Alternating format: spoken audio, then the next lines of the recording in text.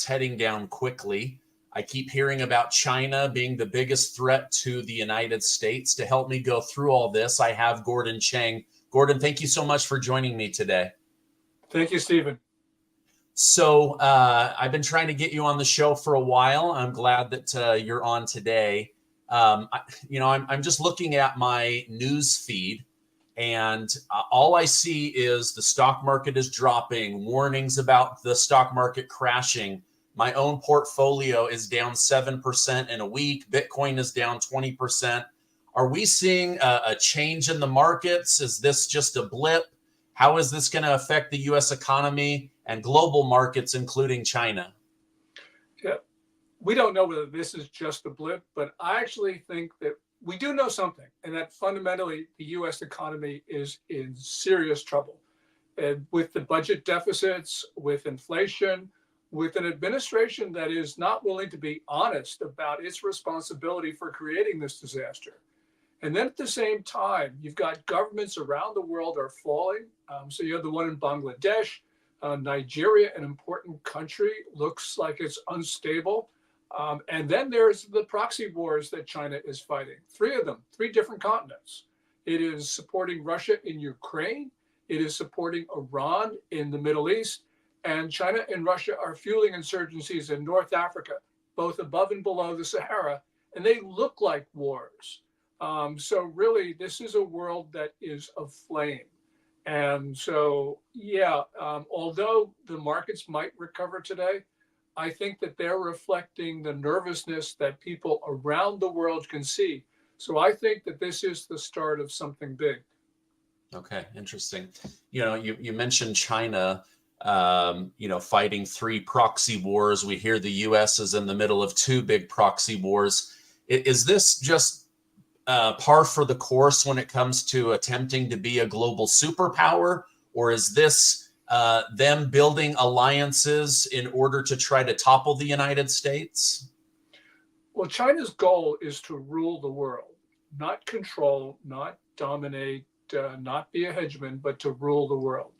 And throughout this century, Xi Jinping, the Chinese ruler, has made it very clear. He is trying to reimpose the system of China's imperial era, where Chinese emperors believed that they not only had the mandate of heaven to rule what they call Tianxia, or all under heaven, but that heaven actually compelled them to do so. And to make this even worse, since 2017, Chinese officials have been talking in public about how the moon and Mars are sovereign Chinese territory. In other words, part of the People's Republic of China. So Xi Jinping is the most ambitious aggressor in history. We know that he is desperate at home. There's all sorts of things that are going wrong for him right now. And so this is one of those times where, every once in a while in history, things go wrong. I mean, the international system has a lot of stability built into it, but every once in a while it is under assault and it is fragile and vulnerable. And that's one of these times. So that's why I think that, whatever happens on the market today or tomorrow, it eventually will come down, and it'll come down substantially to reflect these problems. Okay. Do you see the Federal Reserve stepping in and lowering interest rates in order to prop things up before the end of the year? Or is it just there's so much global debt, there's so much U.S. debt that it's not able to sustain itself going forward? Well, on the first part of your question, I do see the Fed reducing interest rates. Everyone is now saying they should have done it last month. And I think that's really the consensus view. But you got to remember, the Fed targets inflation, and inflation is stubbornly high. So you can understand why the Fed came to the decision that it did. But yeah, I think that as the economy really starts to stumble, the Fed will do that to rescue things. That's not to say we're going to get past inflation, because you can have inflation and downturn at the same time.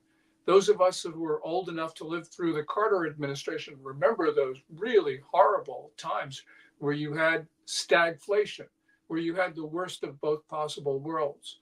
The U.S. debt is a problem, of course, $35 trillion. You can't ignore that. The issue, though, is we can still afford it, which is the reason why both Republicans and Democrats have been sponsoring these budgets, which I think are indefensible. But both parties have done it because they can get away with it. The markets are letting them get away with it. But the problem is you got debt issues in China. And China right now is going through its 2008 downturn, and its economy is extremely vulnerable. And people don't understand that. So I think that there's going to be a certain amount of panic. If people understood what was going on in China and how China is less important to the world than most people think, we wouldn't panic. But people don't view it that way. So this is just, one bad piece of news coming after another. And that's why, despite the Fed doing what it might, it may not be able to rescue the situation. Okay. You mentioned that China is going through their 2008. Aren't we so interconnected globally that a major downturn in China would have a major effect on the United States and the rest of the globe? Yeah, it would be a major effect, but it would ultimately be a beneficial one. Remember, we had an enormous trade deficit with China last year. Something like merchandise trade deficit was $279.4 billion. If China were to disappear, we'd be making some of that stuff in closer to home, maybe even some of it here. If China were to disappear, we wouldn't have $500 billion worth of intellectual property theft each year, $500 billion. So you put all these things together, our economy would be much better off were China not around. China holds our debt, but they can't do anything mischievous with it. And that's just the way the global markets work. This might be going a little wonky, but I think it illustrates why China is less important. So since 2008, Chinese officials have been threatening to dump our debt to hurt us. They call it the nuclear option. They don't do it. And they don't do it because they know it wouldn't work. Because 100% of American debt is denominated in US dollars, which means that if they're dumping our debt, they're getting back US dollars. So if they're trying to hurt us, they got to put those money, the proceeds, into other things like euros, pounds, yen. That sends those currencies soaring, which means that Brussels, London, and Tokyo have got to go out in the global markets to rebalance their currencies. In other words, to bring their currencies back down. And the only way they can do that is to buy dollars. So, China, might hold a lot of debt of ours. We just don't know exactly how much, but maybe about $2 trillion. That's sort of like a drop in a bucket these days. But even if they held a lot more, they can't hurt us. As a matter of fact, we should be telling them that it's their privilege to hold our dollars. And so to just tell them to lay off. Yeah, interesting. Okay. Help me understand this. You understand macroeconomics better than I do. Is one of the reasons that it's so difficult to unseat the hegemony of the US dollar is the fact that there are so many dollars in play around the globe? On the one hand, we get frustrated that the government prints so much. On the other hand, it does keep that dominance because it's such a ubiquitous currency. There are a lot of reasons for dollar dominance. One of them is just after World War II, the U.S. was the most powerful nation in history, and that has carried over. But the U.S. dollar is relatively stable, and it's managed not only for the benefit of the United States, but it's managed for the benefit of the world. It's readily convertible. It is something you can trust, and it's large. There's, as you point out, there are a lot of dollars in circulation. In contrast, take a look at the competitors. The euro, which is a fragile currency because there's no common financial management. You got the pound and the yen, small countries, important countries, but small ones. There's just not enough of those currencies in circulation. And finally, you got the renminbi, the Chinese currency, which is not convertible on the capital account. It's supposedly convertible on the current account, but who knows? And also, nobody trusts the People's Bank of China, in other words, the Communist Party, to manage that currency for the benefit of the world. So you put all that stuff together, is the dollar is there because there are just no real challengers. That's not to say that there won't be real challengers in the future, but not in the foreseeable future. Yeah. Okay. What about Bitcoin? Do you see Bitcoin in the future overtaking? I mean, one of the benefits of Bitcoin is that there is a limited amount of it. One of the other things is it has a more perfect ledger because of being connected to so many different nodes. Could something like Bitcoin unseat or compete with the US dollar? That's a great question. Well, Bitcoin is not unlimited. You can still mine it. But I understand what you're saying. It's not run by a government that has an incentive to print more of it, like, the last 3 or 4 US administrations. So that's an advantage. And I think that is important. It's one of those things where Bitcoin does not have that ready acceptance around the world yet. It's making a lot of moves fast. But, on a day like today, where you have the cryptocurrencies, including Bitcoin, losing like 10% of their value, this is just not a stable platform for people, at least not yet. Okay. Because you had mentioned a few minutes ago, the US dollar is very stable compared to other currencies. At the same time, you mentioned it's easy to cash in. I see Bitcoin being a good way of preserving wealth down the road. But the problem is people don't sell. They don't move. There's not that velocity of money like there is with the US dollar. Does that make it actually, is that a weak point for Bitcoin? The fact that the more that we get close to those 21 million coins or whatever the number is, the more people are likely to actually hold on to it versus let it flow. Yeah, I think Bitcoin has a real future. There's no question about it. There are vulnerabilities, like any type of something which depends on the internet. So that's an issue. Things that we don't think about. What happens if someone explodes an electromagnetic pulse device and just eliminates all electronic money, not just Bitcoin, but everything else?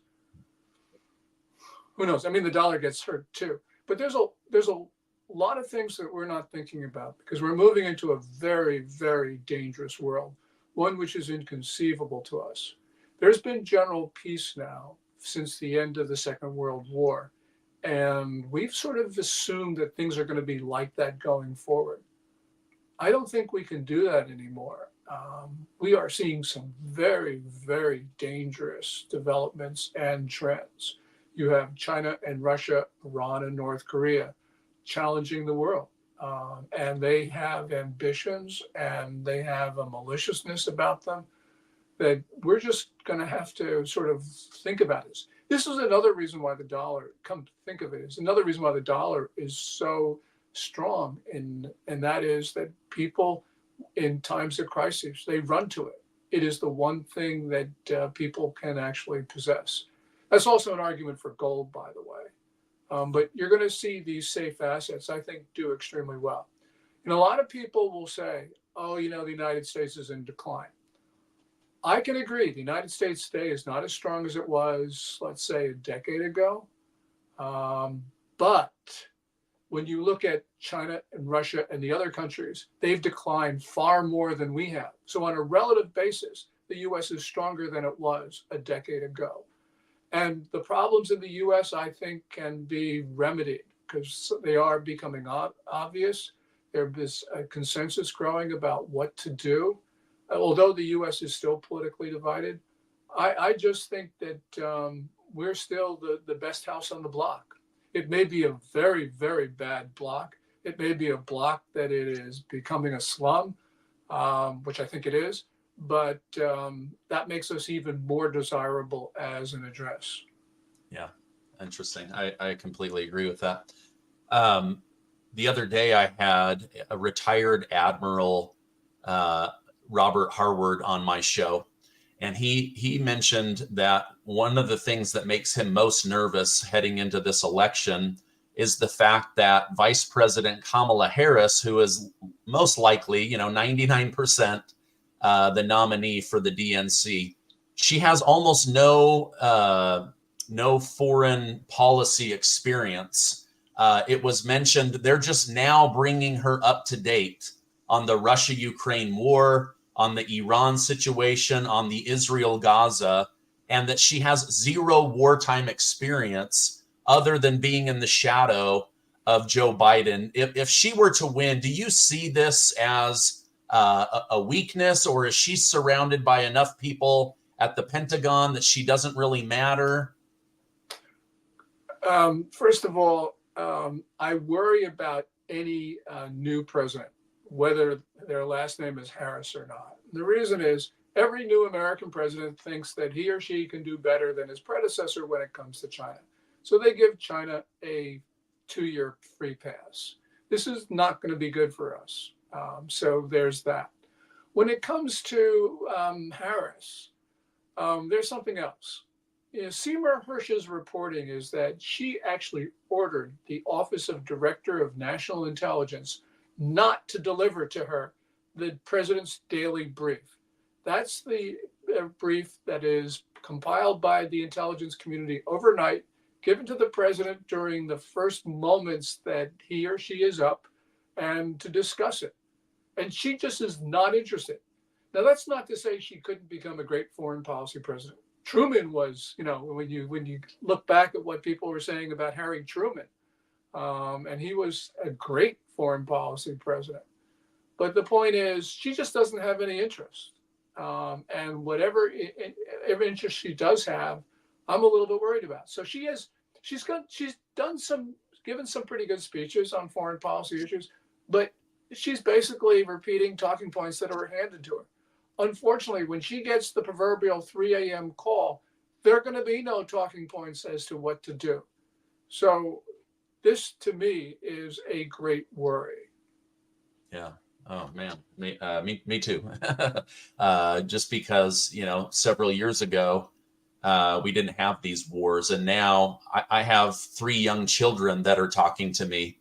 Am I going to be drafted? Why are we at war? No parent wants to try to explain that stuff. Let's switch gears, Gordon, to the border situation here at the United States. I'm reading from U.S. Border Patrol that more illegal immigrants from China are flooding into the United States than ever before. Hundreds of thousands of military-aged men. What do you think this migration pattern is really about? Yeah, there are a couple of things here. Stephen, if we go back a couple of years, the Chinese migrants coming across our southern border were primarily family groups. In other words, desperate Chinese, middle class, poor Chinese, but also middle class, who wanted to live in a free society.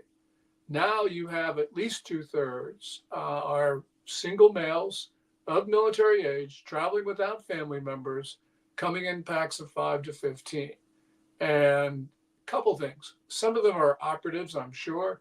Others are recruits for the Chinese triads, the gangs. So we're basically importing criminals for a decade.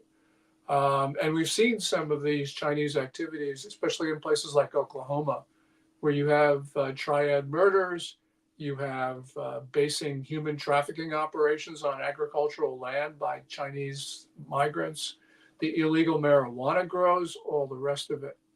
So there is obviously concern. And there's one other thing, Stephen, and that is over the last, let's say, 9 months or so, we've seen an increasing tempo of foreign nationals, including Chinese, who are trying to get onto U.S. military bases. So this is not something that people do because they want to have a lark on some Sunday afternoon. This is organized. So we're going to get hit because the Chinese, the Iranians, probably the Venezuelans are just testing our defenses in anticipation of actually attacking us. So we have to assume that we Americans are going to be fighting on our own soil a sustained battle with foreign elements the first time since the War of 1812 when we have had to do that. Yeah. Well, I'm seeing this right now. I'm sure you saw this over the weekend in Ireland and England. You have, national pride in wanting to save their country. And now you're seeing immigrants and citizens, they're literally fighting in the streets, burning buildings, machete fights, knife fights. I feel like I'm like watching a movie about an internal civil war over territory, and yet it's the news feed from the BBC. Yes, and in our own country, we have elements who are openly hate our country, who are elected to Congress. This has got to stop. We've got to start deporting people. I'm fortunate to be the son of an immigrant, but we cannot allow what's occurring, which is this unrestricted immigration into our country across our border. We don't control our borders, which means we're not sovereign. And by the way, it's not just our southern border, it's also our northern border when it comes to Chinese migrants. CNN was reporting in beginning of this year, I think it was February, that Chinese migrants coming in from Canada into Maine were apprehended by Border Patrol. What was really ominous about this was that there were Chinese migrants on our side of the border who were obviously there by prearrangement. Now, if you want to come to the United States because you want to live here, you surrender to Border Patrol because you want the debit card from New York City. But if you're trying to get in undetected, it means that you have nefarious intentions. So, yeah, this is a problem. It's not just our southern border, it's our northern border as well, Stephen. Yeah. Tell me about the book that you have coming out, Plan Red, China's Plot to Destroy America. Why did you write that? What are we going to learn by reading it? I wrote it because Americans right now are oblivious. We think we're a society of peace. We have a president who won't talk to us about what is occurring in the world. You have Xi Jinping. He talks about war all the time. Vladimir Putin is actually fighting a war. And Biden thinks that we're at peace and he's not willing to talk to the American people about it. So I'm extremely concerned that although we're a far stronger society than all of our enemies combined, we could lose our country because we're not taking steps to defend it. So I wrote Plan Red because I want the American people to know what the Chinese regime is doing. If we know what the Chinese regime is doing, we can protect ourselves. But we can't protect ourselves if we just refuse to understand. Remember, Osama bin Laden, he actually killed 6 Americans in the bombing of the North Tower of the World Trade Center in, 1993. And we could not care less. Clinton as president, he didn't do very much about it. But when he did, the Republicans complained that he was going after Osama bin Laden. We could not care until one day when Osama bin Laden killed 2,977 Americans. And then we said, how could this happen? Now, we recovered from that, but we cannot, or we may not be able, or probably will not be able to recover from China's first attack on the United States, because China is far more powerful than Osama bin Laden ever was or could be. So that's why I wrote the book. Okay. I'm going to put a direct link so that people can go learn more about that. Final question. I appreciate you coming on. Just in the last 24 hours, Donald Trump has said now that the honeymoon excitement of Kamala Harris is starting to wear off, the stock market will react because she will lead us to recession and World War III. Is this hyperbole, or is there some truth to what he's saying? Well, I think that there is truth to what he's saying. As I said, when you look at the economic policies of the Biden administration and their inability to deal with fundamental issues, something was going to happen. I don't know if it's going to happen now, or it could happen months from now, or it could happen next year. But this is completely unsustainable. So that's why in your first question, we were talking about, is this just a blip, or is this reflective of underlying situation? And I believe that this was going to happen. I didn't know when. It could be now, but it had to happen. And so, in that sense, Trump is right.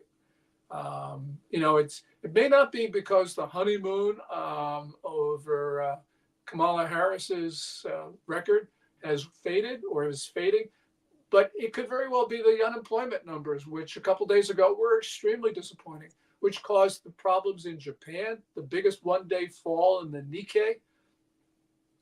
Who knows?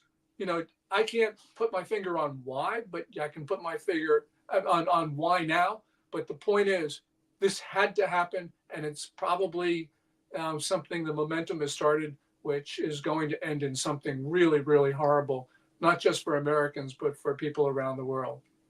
Okay, wow. Thank you so much for coming on and spending time with my channel. I really appreciate it. If people want to follow you online, continue to tap into your mind, the things that you're thinking about, what is the best way for them to do that? On X or Twitter at Gordon G. Chang, GordonGchang. And I archive my articles for free. I tweet them out, but I archive my articles for free on my website, which is www.gordonchang.com. Okay. I'm going to put a link to your website, to your Twitter account, as well as a link directly to the new book. I hope it's a smashing success. Thank you so much for coming on and all you do, and I hope you have a great rest of your day. Thank you, Stephen. And